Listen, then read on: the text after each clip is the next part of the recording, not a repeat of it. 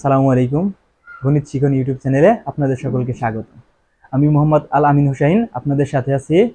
আজকে আমি অনেক দিন পর আপনাদের সামনে হাজির হলাম। বিভিন্ন কর্মব্যস্ততা থাকার কারণে আপনাদের সামনে এতদিন আসতে পারিনি, কিন্তু আজকে থেকে আগামী দিন পর্যন্ত ইনশাল্লাহ আপনারা প্রতিনিয়তই ভিডিও পেতে থাকবেন। অনেকভাবে রিকোয়েস্ট করছে ভাই, এখানে তো আমরা অনেকেই ফার্স্ট ইয়ারের কোর্স সম্পর্কেই কোনো কিছু জানি না ভাইয়া, তাহলে আমরা কিভাবে পাশ করতে পারি? তো আমি আজকে এরই পরিপ্রেক্ষিতে আজকে হাজির হলাম ক্যালকুলাস 1 নিয়ে। অর্থাৎ ক্যালকুলাস 1-এর একটি গুরুত্বপূর্ণ পার্ট হলো গামা বিটা ফাংশন। আমি এই গামা বিটা ফাংশন নিয়ে আজকে কিছু কথা তুলে ধরবো আপনাদের সামনে। আচ্ছা, গামা বিটা ফাংশন পড়তে গেলে গামা ফাংশনটা কি, বিটা ফাংশনটা কি, সেটা অবশ্যই আমাদের জানতে হবে। তো আমি এখানে লিখে রাখছি, দেখেন বলা হয়েছে কি গামা ফাংশন।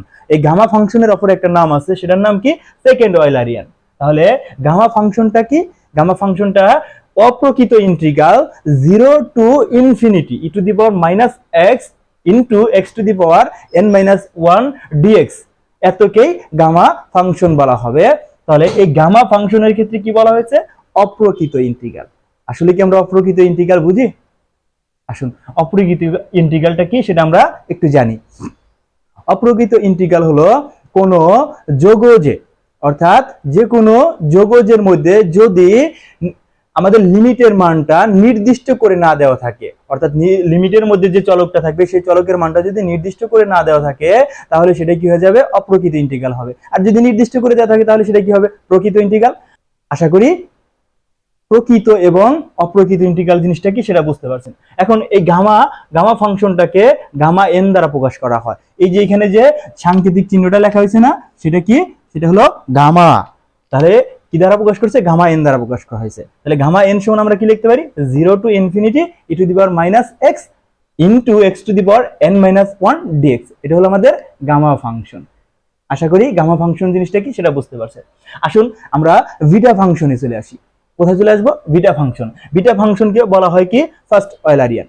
কি বলা হয়? First Eulerian. তাহলে এই ক্ষেত্রে এটার মধ্যে কি আসবে? প্রকৃত ইন্টিগ্রাল আসবে। তাহলে প্রকৃত integral 0 to 1 x to the power m minus 1 1 minus x to the power n minus 1 dx কে বিটা ফাংশন বলা হয়। তাহলে বিটা ফাংশনকে কি বলা হবে? বিটা ফাংশনকে বিটা m, n দ্বারা প্রকাশ করা হবে। তাহলে বিটা ফাংশনকে যদি m, n দ্বারা প্রকাশ করা হয়, তাহলে বিটা m, n সমান কি লেখা যায়? 0 to 1 x to the power m minus 1 into 1 minus x to the power n minus 1 এখানে dx। আশা করি যে এখানে কি বিটা ফাংশনটাও বুঝতে পারছেন। ওকে, তাহলে গামা বিটা ফাংশন থেকে প্রতি বছর ন্যূনতম 10 মার্কের প্রশ্ন এসে থাকে। আমরা আশা করি যে এবারও তার ব্যতিক্রম ঘটবে না। একটা খ বিভাগে 3 মার্ক এবং গ বিভাগে 7 মার্কের জন্য আসবে। ইভেন ছোট প্রশ্ন তো একটাও থাকতে পারে, দুইটাও থাকতে পারে। অর্থাৎ ক বিভাগে একটাও প্রশ্ন থাকতে পারে, দুইটাও প্রশ্ন থাকতে পারে। আচ্ছা, আমরা যেহেতু এই ক্ষেত্রে গামা ফাংশন এবং বিটা ফাংশনটা বুঝতে পারছি, তাহলে এই গামা এবং বিটার সাথে সম্পর্কযুক্ত যে তথ্যটা থাকে সেটা হলো আমাদের জন্য মোস্ট ইম্পর্টেন্ট। তবে সেটা আপনাদের জন্য আসবে না, কারণ গত বছর সেই ফার্স্ট অয়েলারিয়ান এবং সেকেন্ড অয়েলারিয়ানের মধ্যে সম্পর্ক বা গামা বিটা ফাংশনের মধ্যে যে সম্পর্ক সেটা চলে আসছিল। কিন্তু সেটা চলে আসলেও এই যে গামা বিটা ফাংশনটা যে আছে, সেই গামা বিটা ফাংশনটা আমাদের জন্য কাজে লাগবে। তাহলে সেক্ষেত্রে আমরা কি লিখতে পারি? বিটা m, n সমান গামা n ভাগ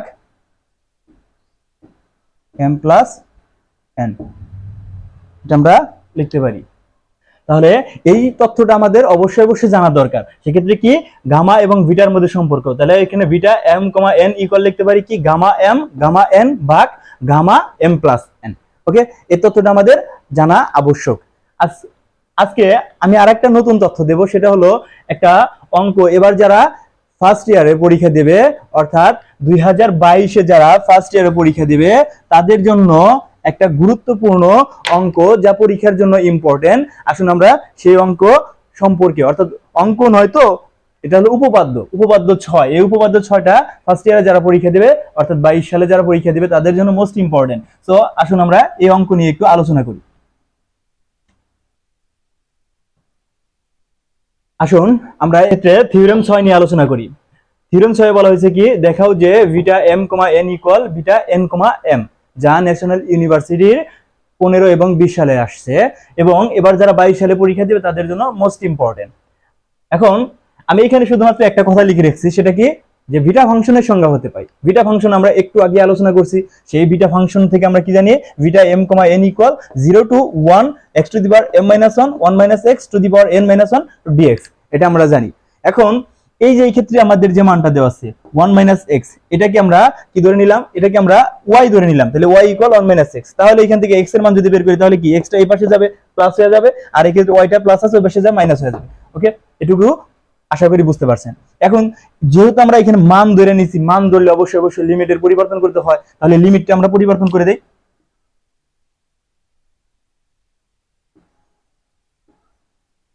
আচ্ছা, এখানে আমাদের কি ছিল, x ছিল, পরবর্তীতে আমরা y ধরে নিছি, তাহলে আমরা এই ক্ষেত্রে x এর মান কত আছে, x এর মান কি আছে, একটা আছে 0 আর একটা আছে 1। আচ্ছা, এই ক্ষেত্রে এই ফাংশনের ক্ষেত্রে y এর মান নির্ণয় করার জন্য x এর মান যদি আমরা এখানে কি করি, x এর মান 0 বসাই, তাহলে এই ক্ষেত্রে y এর মান অবশ্যই 1 পাওয়া যাবে।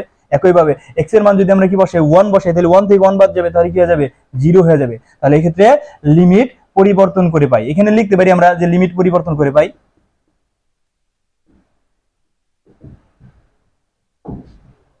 আচ্ছা, এখন এই যে মানগুলা যে পাইছি, এখান থেকে আমরা একটা কাজ করতে পারি, x ইকুয়াল, অর্থাৎ x equal 1 minus x 1 minus y, এটাকে আমরা ডিফারেন্সিয়েশন করতে পারি। কি করতে পারি, ডিফারেন্সিয়েশন করতে পারি। তাহলে এই ক্ষেত্রে ডিফারেন্সিয়েশন করলে dx, 1 এর করলে তো 0, আর y এর করলে কি হবে, মাইনাস dy, অর্থাৎ x এর করলে কি হবে dx, আর y এর করলে কি হবে dy। আচ্ছা, মূলত এখানে কি হইতো, আমরা যে কোনো যার সাপেক্ষে করি না কেন, যদি আমরা এখানে t এর সাপেক্ষে করতাম তাহলে কি হইতো, dx বাই dt, আর এখানে কি হইতো 1 তো 0 হয়ে যেত, তাহলে এই ক্ষেত্রে মাইনাস, এখানে কি হয়ে যেত dy বাই dt, নিচে dt dt থাকে, তাহলে এটা বাদ দিয়ে দিতে পারি। তাই এখানে আমরা কি লিখতে পারি, dx ইকুয়াল মাইনাস dy। এগুলো অবশ্যই ইন্টারমিডিয়েট তোমরা পড়ে আসছো। আচ্ছা, এখন এখন যে এই যে মানগুলা পাইছি, y এর মানগুলা পাইছি, x এর মানগুলা পাইছি, এই মানগুলো আমরা কি করব, 1 নং সমীকরণে বসিয়ে দেব, 1 নং সমীকরণে বসিয়ে দিব। আচ্ছা, 1 নং সমীকরণটা কি ছিল, সেটার মধ্যে আমরা শুধুমাত্র মানগুলা বসিয়ে দেব। তাহলে 1 নং সমীকরণে মানগুলো বসিয়ে পাই। 1 নং সমীকরণ কি ছিল, beta m comma n equal, যেহেতু এখানে আমাদের লিমিটটা অবশ্যই পরিবর্তন হয়ে গেছে, লিমিটটা কি পরিবর্তন হয়ে গেছে, অর্থাৎ 0 থেকে 1 পর্যন্ত যদি থাকতো তাহলে সেক্ষেত্রে কি হয়ে গেছে, আমাদের 1 থেকে 0 পর্যন্ত হয়ে গেছে। তাহলে এই ক্ষেত্রে 0 যখন ধরছিলাম তখন 1 হয়ে গেছে, আর যখন 1 ধরছিলাম তখন কি হয়ে গেছে, 0 হয়ে গেছে। আবার এখানে x, এই x এর একটা মান পাইছি, x এর মান কি 1 মাইনাস y, x এর মান কি 1 মাইনাস y, তারপর কি আছে m মাইনাস 1। ওকে, আবার 1 মাইনাস x কে একটা মান ধরে নিছি, 1 মাইনাস x সমান কি ধরে নিছি, y ধরে নিছি, কি ধরে নিছি, y। তাহলে y সমান কি লেখা যায়, y সমান লেখা যায় হলো n মাইনাস 1। আর এই যে এই ক্ষেত্রে দেখি dx, এই dx এর একটা মান পাইছি, সেটা কি মাইনাস dy। ওকে, আমরা উপরের লাইন একটা মুছে দেই।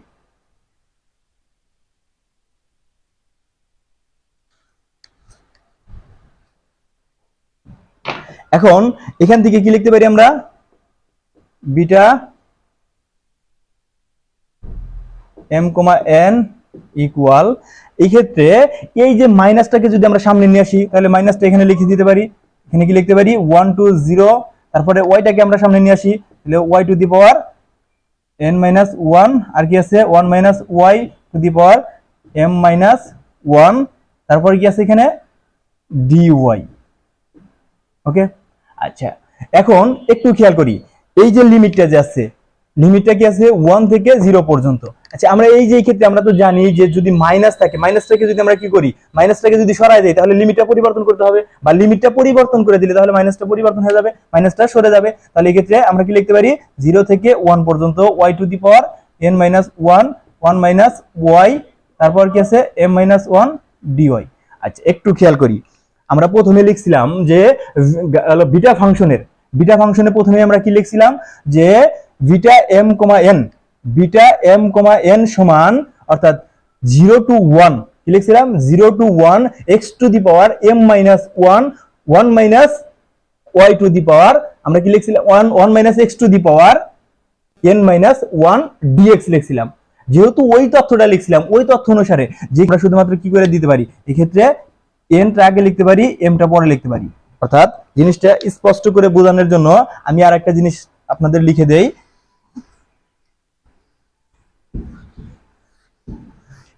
আমরা প্রথমেই লিখছিলাম যে বিটা ফাংশনের বিটা mn সমান 0 to 1 x to the power m minus 1 1 minus x to the power n minus 1 dx। এটা আমরা প্রথমে লিখছিলাম। ওকে, প্রথমে যখন লিখছিলাম beta m, n x to the power m minus 1, তাহলে এইখানে খেয়াল করি এখানে কি 0 to 1 পর্যন্ত আমাদের কি দেওয়া আছে, লিমিট দেওয়া আছে, এবং যেখানে x ছিল সেখানে কি হয়ে গেছে, n minus 1 হয়ে গেছে।